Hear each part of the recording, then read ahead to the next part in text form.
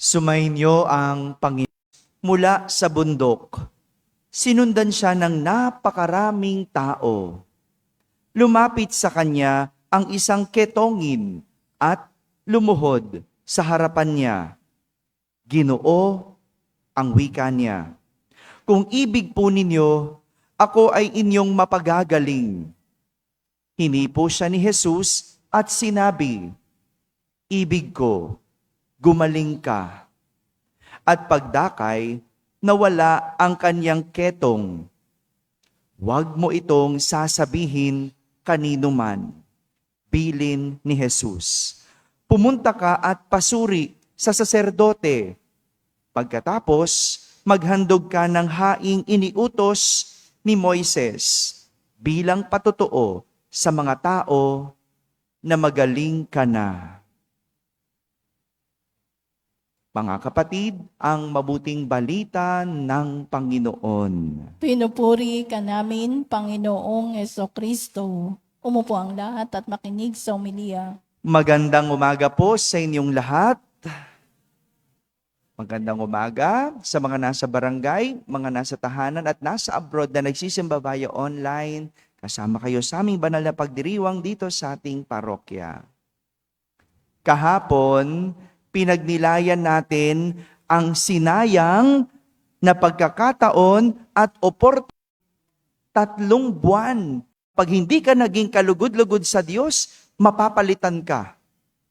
Sana ganun, no? Yung maging kalugod-lugod sa tao, madali yan. No? Kasi papogi ka. No? Kailangan, no? Magandang sa harapan ng tao. Pero yung kalugod-lugod sa Diyos, mahirap yan. Kasi kilaman ng puso, kita ng Diyos. Kaya kung ikaw ay politiko na hindi ka naging kalugod-lugod sa Diyos, siguro nag-iisip ka pa lang ng project, bigla ka nang napalitan. No? Nawala ka na bigla. No? Sana ganun, no? Siguro, palit tayo ng palit ng mga leader. Well, anyway, yun yung sinayang na pagkakataon ni Haring Joaquin. Dahil hindi naging kalugod-lugod sa Diyos.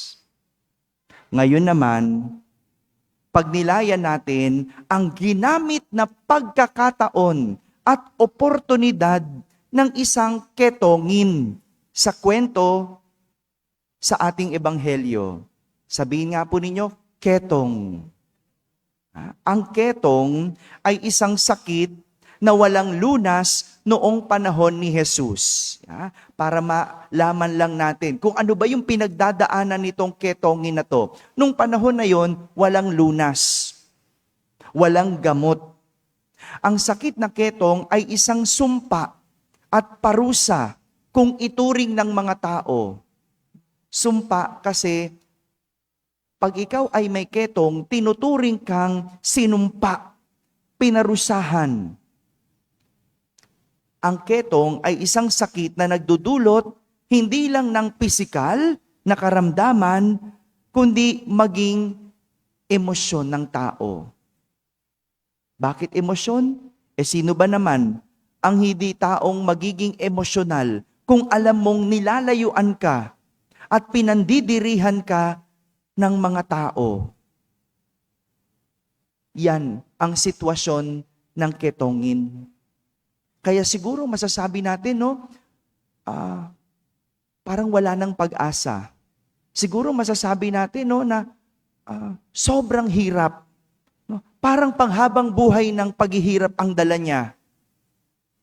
Pero sa kondisyon ng ketongin, ginamit niya ang kanyang sakit para maging oportunidad at pagkakataon para ipakita ang kanyang pananampalataya kay Jesus. Ang galing, no? Ang galing.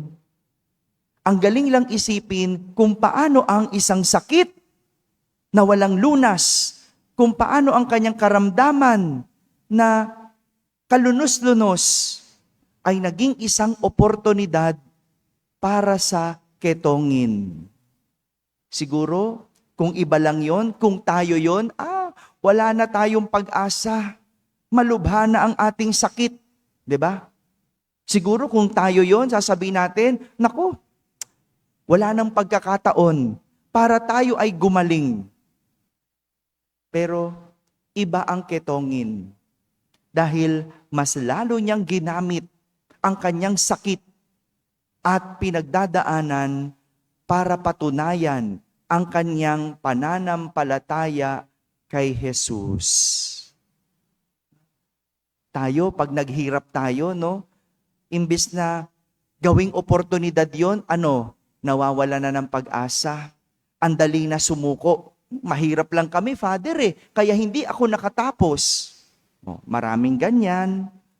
Father, wala kasing pambaon nanay ko kaya hindi na lang ako papasok. Maraming ganyan. Father, syempre, ang tatay ko, ganito lang ang trabaho kaya ganito lang din kami. Maraming ganyan. Pero, itong ketongin, ginamit niya ang kanyang sakit para maging oportunidad, para maging pagkakataon sa kanya para ipakita ang pananampalataya kay Jesus. Sa halip na hiniling niya ang kanyang kagustuhan na gumaling, ang kanyang hiniling ay kung ano ang ibig ni Jesus para sa kanya. Tingnan mo, no? Hirap na hirap ka na. Sakit ka na. Nagdurusa ka na. Pwede mo namang hilingin kung ano yung gusto mo. Pwede mong hilingin kung ano yung makapagpapagaang sa'yo. Pero ang kanyang hiningi, hindi ang kanyang sariling gusto, kundi kung ano ang ibig ni Jesus. Sa sinabing na iyon ng ketongin, na ipakita niya ang kanyang pananampalataya at tiwala kay Jesus. Ang galing, Ang galing ng ketongin. Yung kalunos-lunos na sitwasyon, naging oportunidad sa kanya. Hindi man para muna gumaling. Hindi yun ang nasa isip niya Ano nasa isip niya? Mapakita ko ang pananampalataya ko kay Jesus. At sa huli, ginantimpalaan siya ni Jesus. Biniyayaan siya ni Jesus ng kagalingan. Samantala, kabaliktaran naman ito sa ginawa ni Haring Sedekias at ng kaniyang mga kasama sa ating unang pagbasa. Ano nangyari? Nang salakayin sila ni Haring Nabucodonosor, sinira ang kanilang templo. Sinira ang templo ni Solomon. Kinubkob nila ang pader. Ngunit sa halip na magbalik loob sa Diyos, itong si Haring Sedekias, tumakas siya kasama ang kanyang mga kasamahan. Sa halip na nagbalik loob sa Diyos, sa halip na tumawag sa Diyos, tumakas at nagpakalayo. Dahil nasa panganib, pagkakataon na sana ni Haring Sedekias para umasa sa Diyos. Dahil nahihirapan, oportunidad na sana yon para magbalik loob sa Diyos. Pero sa halip, tumakas at nagpakalayo ang Haring Sedekias. Itong at tumatakas sa Diyos. Nagtataka nga ako Ang daming naghihirap sa ating lugar, pero bakit kakaunti ang nagsisimba? Hello? Di ba dapat nahirapan ka na nga? Dapat sisimba ka. Ang daming nasunugan. Pero bakit pag dun sa bigayan, ang haba ng pila? Pero sa ating simbahan, hindi tayo magkasiksikan. Maliit na ang simbahan natin. Bakit? Wala bang kayang ibigay ang Diyos? Wala bang kayang gawin ng Diyos para sa pinagdadaanan mo? Ang mayor lang ba? Ang mga ayuda lang ba? Yan lang ba? Hello? Kung minsan ganyan tayo No? Ang lapit mo sa simbahan, pero kung anong laing, nahihirapan na tayo. Yun na nga eh. Mahirap tayo. Yun na nga eh. Nasasaktan, nagdurusa, may pinagdadaanan tayo. Hindi ba dapat lalo tayong lumapit sa Diyos? Oportunidad yan para mapalapit ka sa Diyos. Yung pinagdadaanan mo, yung bigat na nararamdaman mo, gamitin mo na pagkakataon para mapalapit sa Diyos dahil hindi mo alam kung ano ang pwedeng gawin sa iyo ng Diyos.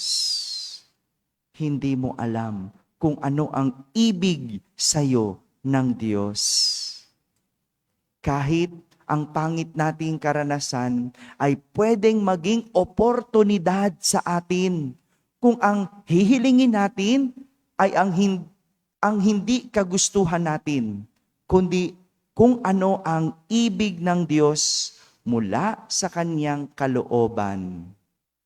Mga kapatid, hindi lahat ng mahirap na pinagdadaanan ay nangangahulugang nagdudulot ng kawalan ng pag-asa.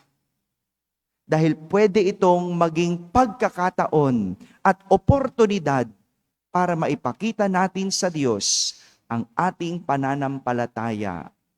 Kung atin lang hihilingin, hindi ang ating ibig, kundi ang ibig sa atin ng Diyos. Amen? Amen.